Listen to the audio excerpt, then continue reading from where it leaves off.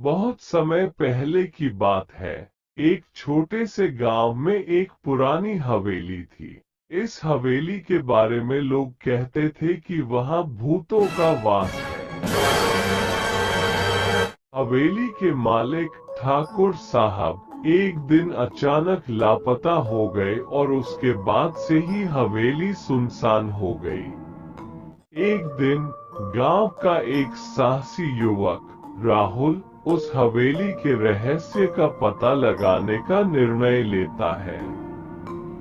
उसने सुना था कि रात के समय हवेली में अजीब अजीब आवाजें आती हैं और लोग वहां जाने से डरते हैं। राहुल ने अपने दोस्तों से कहा, मैं रात को हवेली में जाकर देखूंगा कि वहां क्या हो रहा है। रात के अंधेरे में राहुल हवेली की ओर चल पड़ा।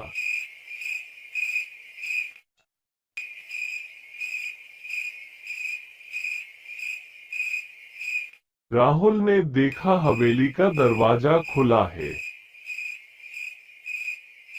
राहुल ने हिम्मत जुटाई और अंदर चला गया। अंदर घना अंधेरा था। अचानक उसे किसी के पैरों की आहट सुनाई दी। वो रुक गया और चारों ओर देखने लगा। कोई नहीं था। जैसे ही राहुल आगे बढ़ा, उसने देखा कि एक पुराना झूला अपने आप हिल रहा है। उसे लगा कि यह हवा के कारण हो सकता है, लेकिन वहां हवा बिल्कुल नहीं चल रही थी। राहुल का दिल तेजी से धड़कने लगा, लेकिन उसने हिम्मत नहीं हारी। वो हवेली के अंदर और गहराई में चला गया। हवेली के सबसे अंदरूनी कमरे में पहुंचते ही उसने देखा कि वहां एक बूढ़ी औरत की परछाई दिखाई दे रही थी। उसकी आंखें लाल थी और चेहरा बहुत डरावना था। राहुल ने हिम्मत जुटाकर पूछा, आप कौन हैं? बूढ़ी औरत ने कहा, मैं इस हवेली की रक्षक हूँ। ये हवेली ठाकुर साहब की है और उनकी आत्मा यहाँ भटक रही है। वे तुम्हारी मदद से मुक्ति पाना चाहते हैं।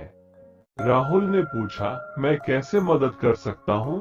बूढ़ी औरत ने बताया कि ठाकुर साहब का एक अधूरा काम था, जिसे पूरा करने से ही उनकी आत्मा को शांति मिलेगी। वो काम था गांव के गरीबों के लिए एक विद्यालय बनवाना। राहुल ने गांव वालों को इकट्ठा किया और सबकी मदद से ठाकुर साहब की इच्छा पूरी की। विद्यालय बनने के बाद हवेली में अब कोई अजीब आवाज नहीं आती थी और ठाकुर साहब की आत्मा को शांति मिल गई।